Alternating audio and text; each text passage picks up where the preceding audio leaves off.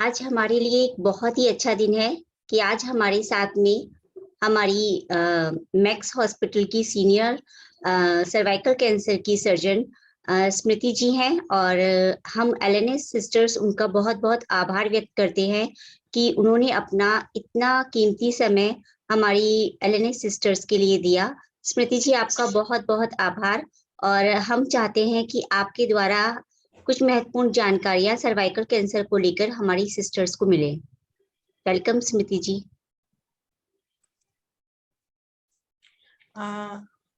वर्षा जी, आप लाइव दूसरे उससे कर दीजिए, इससे हो नहीं रहा है। जी मैं तो लाइव कर रखा है मैंने। अच्छा ठीक। नमस्कार वर्षा जी, आपको बहुत बहुत आभार और लॉयनेस क्लब को भी मेरा बहुत शुक्रिया कि आप इस तरह के कार्यक्रम रेगुलर इंटरवल्स पे अवेयरनेस के प्रति महिलाओं को जागरूक करने के लिए करते रहते हैं। तो मैं डॉक्टर स्वस्ति हूँ और मैं एक स्त्री कैंसर रोग विशेषज्ञ हूँ और max super speciality hospital max institute of cancer care Vaishali, Patparganj और नोएडा में कार्य करती हूँ। आज हम बात करेंगे महिलाओं में सर्वाइकल कैंसर के बारे में और सर्वाइकल कैंसर की जागरूकता बहुत जरूरी है। मैं आपको बताऊंगी ये जरूरी क्यों है और हम इस पे भी बात करेंगे कि सर्वाइकल कैंसर एक्चुअली कैसे होता है, इसके लिए रोकथाम के लिए क्या चीजें हमारे पास उपलब्ध हैं और इसको जल्दी पकड़ में कैसे लाया जा सकता है। आपको जानकर आश्चर्य होगा कि एक 100% प्रिवेंटेबल कैंसर है, यानी कि हम 100% इसकी रोकथाम कर सकते हैं अगर हम समय पे अपने कुछ नियम फॉलो करें तो हम कर सकते हैं। तो सबसे पहली बात, सर्वाइकल कैंसर होता क्या है, सर्विक्स क्या है। सर्विक्स एक यूट्रस यानी महिलाओं में जो गर्भाशय है उसका निचला हिस्सा होता है। इसको हम गर्भाशय का मुंह या बच्चेदानी का मुंह बोलते हैं। आमतौर पे अगर पूछें किसी से सर्वाइकल कैंसर क्या है, वो सोचते हैं गर्दन, यानी कि गर्दन का हिस्सा, वहां का कैंसर की हम बात कर रहे हैं। तो इतनी बेसिक जानकारी भी हम लोगों के बीच में बहुत कमी है इस जानकारी की। तो सबसे पहली बात, ये हमारे शरीर का कौन सा हिस्सा है। दूसरी बात, सर्वाइकल कैंसर को हम नीचे से देख सकते हैं, इसकी सेल्स ले सकते हैं और इसके रोकथाम के लिए कई टीके भी हैं। इसके बारे में थोड़ा और चर्चा करना शुरू करते हैं। तो एशिया में देखें या इंडिया में देखें तो नंबर 4 पे हमारे को सर्वाइकल कैंसर के मामले मिलते हैं। तो टॉप 4 कैंसर्स में ये आता है। और अगर पूरे विश्व में देखें तो नंबर्स के मामले में या मृत्यु दरों के मामले में भी ये नंबर 4 पे आता है। तो सबसे पहला अगर देखें तो ब्रेस्ट कैंसर है, both in incidence and mortality.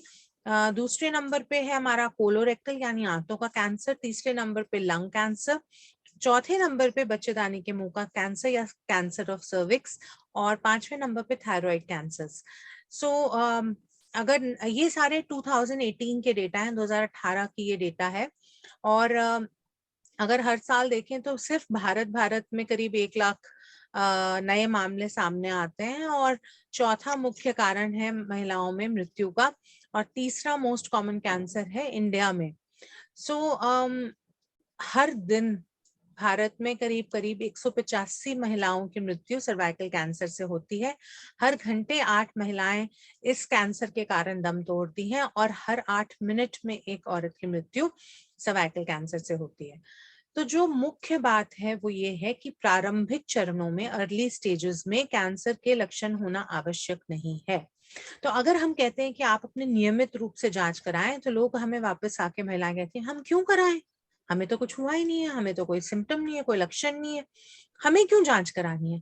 तो वही तो समय है जांच कराने का, और इस समय को हम स्क्रीनिंग बोलते हैं। इस समय पे जांच करने को स्क्रीनिंग बोलते हैं। जब आपको कोई लक्षण नहीं है, आप बिल्कुल स्वस्थ हैं, पूर्ण रूप से अपना डेली एक्टिविटीज कर रहे हैं, कोई किसी किस्म का लक्षण नहीं है, उस समय ही पे तो अपनी रेगुलर जांच कराने से यदि कोई कैंसर के बदलाव हो रहे होंगे तो वो जल्दी पकड़ में आ जाएगी। यानी अर्ली डिटेक्शन होगा, वो स्क्रीनिंग से संभव है।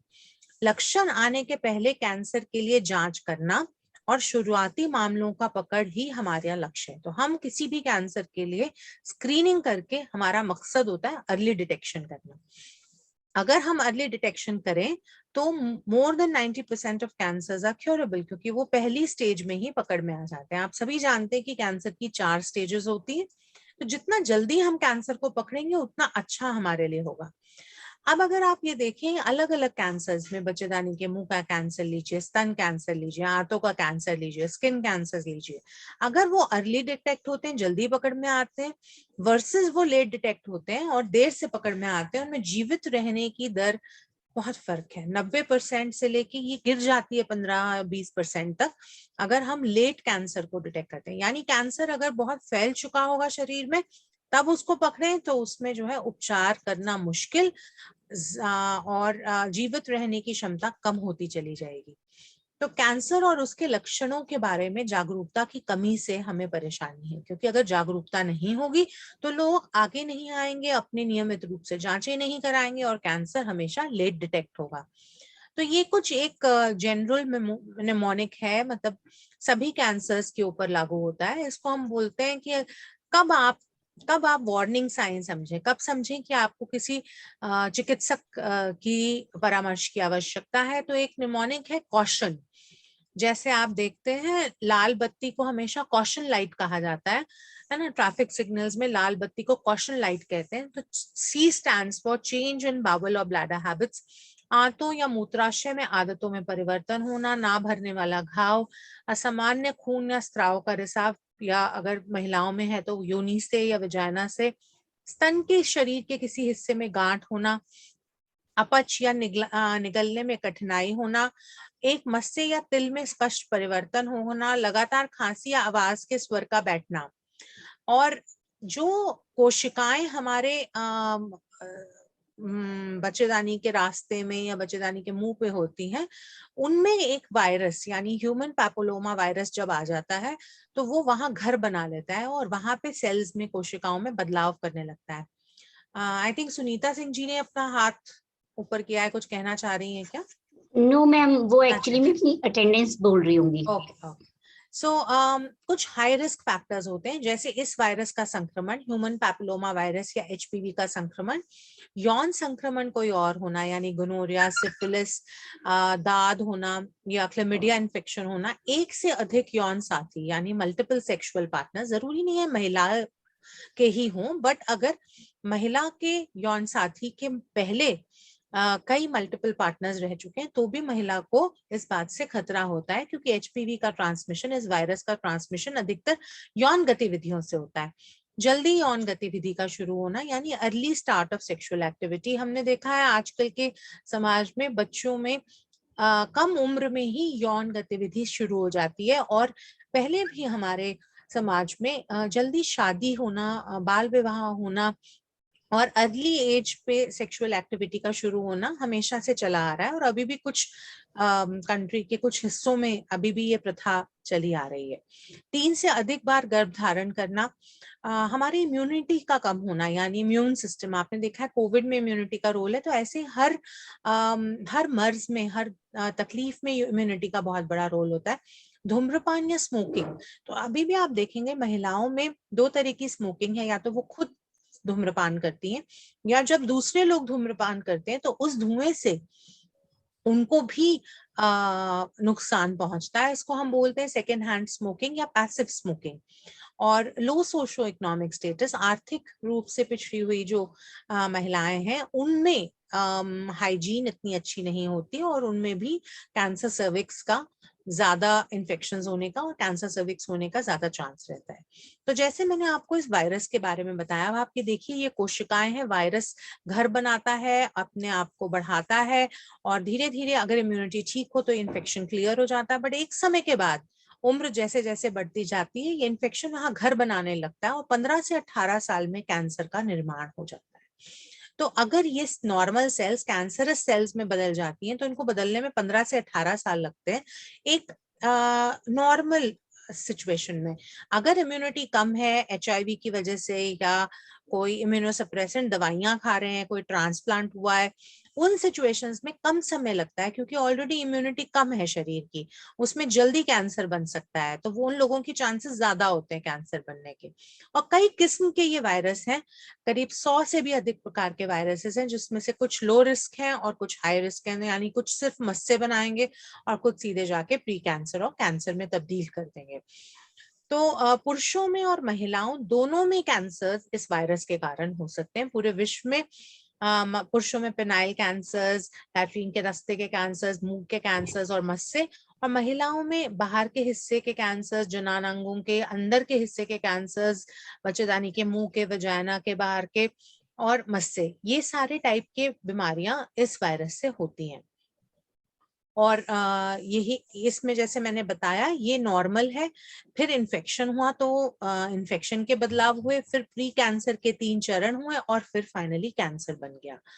तो हमारे पास बहुत लंबा समय है ये देखने के लिए कि हम इसको कैसे रोकें और कैसे पकड़ में लाएं जल्दी। तो इस समय का उपयोग अगर हम अच्छे से करें और नियमित रूप से महिला की जांच करें, और शुरुआत में एचपीवी इन्फेक्शन आने से पहले ही, जब एक्चुअली सेक्सुअल एक्टिविटी शुरू ही ना हुई हो, तब हम अगर टीकाकरण कर दें तो इन दोनों स्ट्रैटेजीज से हम बहुत जल्दी अपने लक्ष्य तक पहुंच पाएंगे। कुछ वार्निंग संकेत होते हैं सर्वाइकल कैंसर के।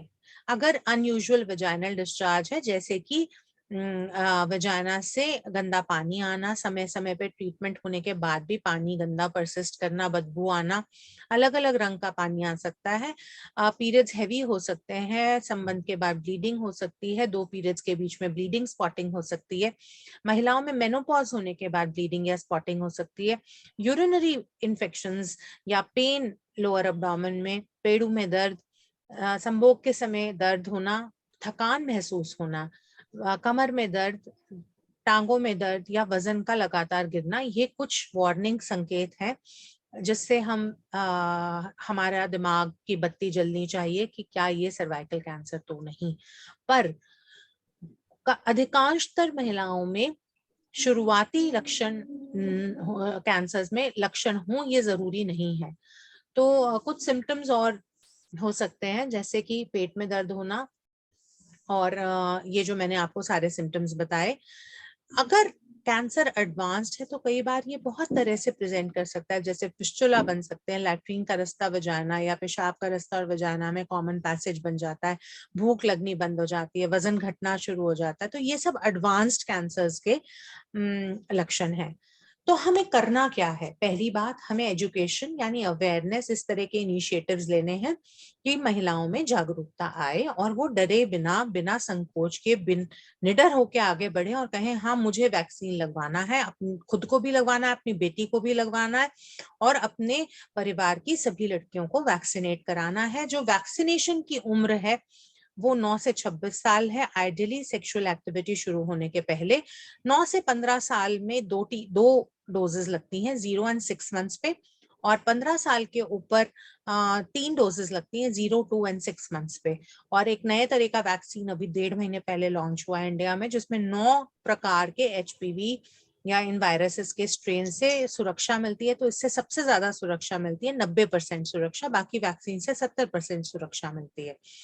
तो थोड़ा इसका कॉस्ट जरूर ज्यादा है as compare to the other vaccine, but I think अपनी हेल्थ और अपने उसके लिए ये बहुत जरूरी है। एक बार टीका लग जाए ये ना समझें कि हमें आगे सर्वाइकल कैंसर नहीं हो सकता। वायरस तो तब भी आ सकता है क्योंकि इतने टाइप के वायरसेस हैं।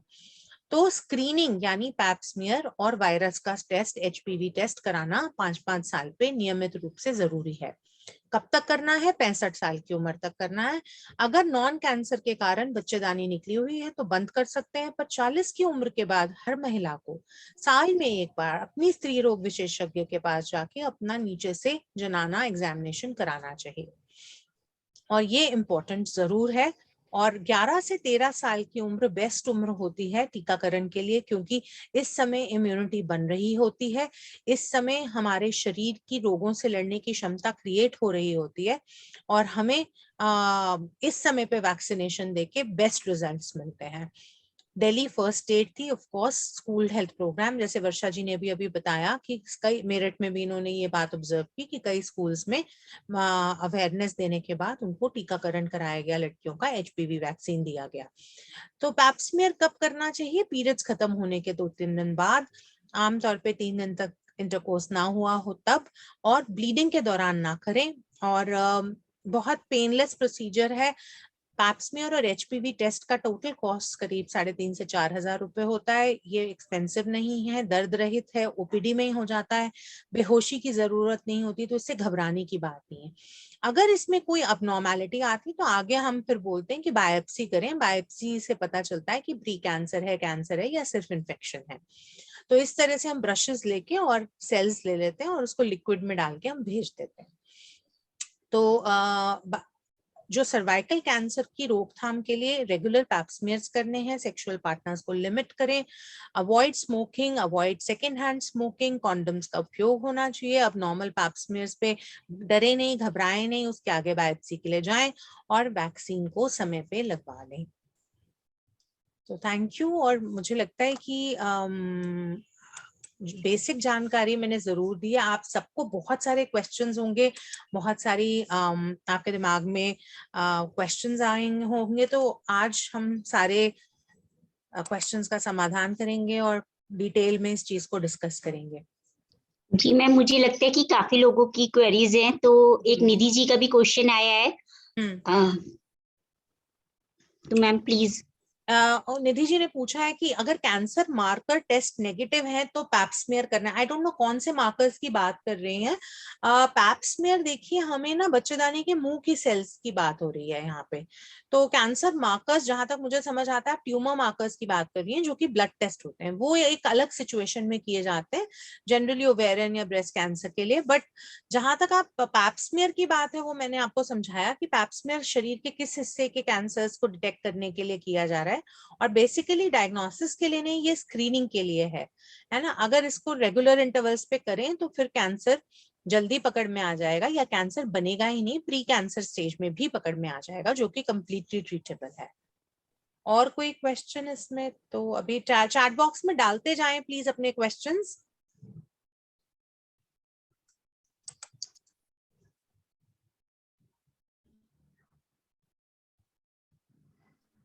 मैम है किसी का क्वेश्चन? पूछती हूँ मैं एक बार। जी, किसी की कोई क्वेरीज हो तो प्लीज पूछ लीजिए चैट बॉक्स में।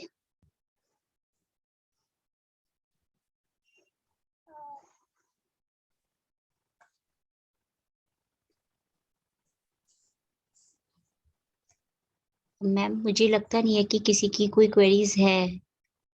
ठीक है जी। निधि जी की थी, what is the price of vaccine for 9 to 12 year? Ma'am price ना डोज के हिसाब से होती है। जैसे एक सिंगल डोज की प्राइस, 3 तरह के वैक्सीन अवेलेबल हैं, तो जो 2 स्ट्रेन्स और 4 स्ट्रेन्स के होते हैं, उनकी लगभग कॉस्ट 2,600 से 3,000 रुपए एक डोज की।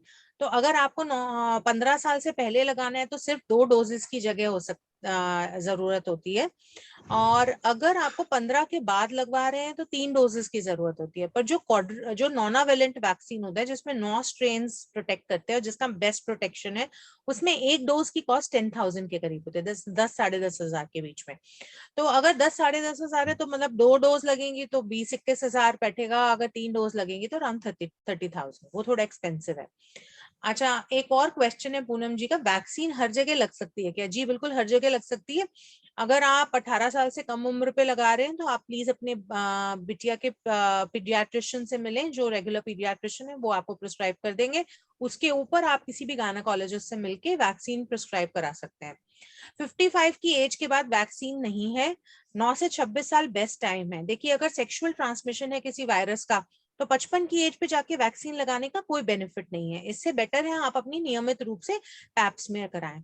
वैक्सीन का 100% प्रोटेक्शन नहीं है, तो वैक्सीन लगा के ये ना सोचें कि अब हम अमर हो गए जी, अब तो हमें कभी वायरस छू नहीं सकता। ऐसा नहीं है।